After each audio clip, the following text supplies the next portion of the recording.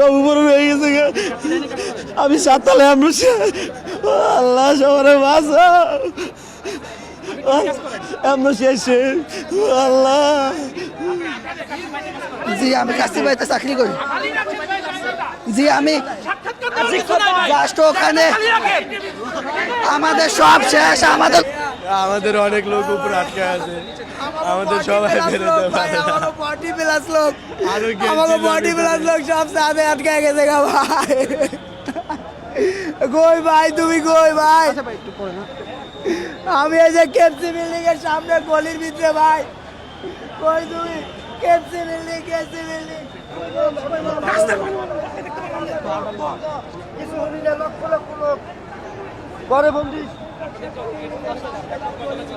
হ্যাঁ না, আমি কয়টা ছিলাম না, ও ছিল সাততলা, আমার ছেলে, আমি বাইরে ছিলাম।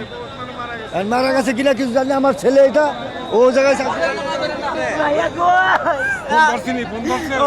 ফোন ধরছে ভাই, আমার ছোট ভাই বেরোইছে ভাই।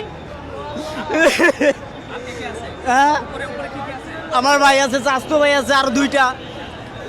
একজনও বেরোইছে, আর একজনের কোনো খোঁজ খবর নাই, আমি কইতে পারি না ওই কোথায় আছে। বেরোইছে যে ও ধোয়া দেখছিলাম বোধরে, পরে পরে একেবারে আগুন দাও দাও করে উপরেতে ওঠা শুরু করে দিছে। পরে এরপর পিছন দিয়ে ভাঙ্গা পরে লাভ দিছে। আর কি করবো, হ্যালো কই তুই? এছাড়া আর কিছু করার ছিল না।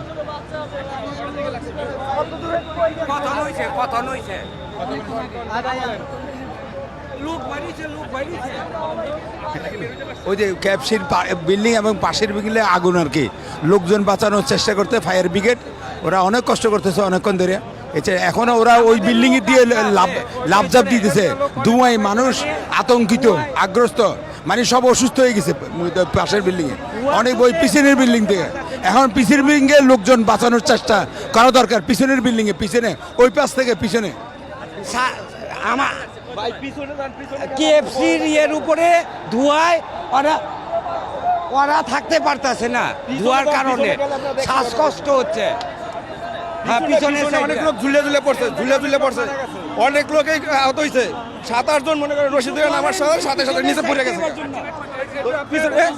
পাঁচতলা থেকে 5তলার ভিতরে আরো লোক আছে, ওখানে ভিতরে আরো লোক আছে, নামতেছে পারছে। ভিতরে লোক অসুস্থ হয়ে যাচ্ছে।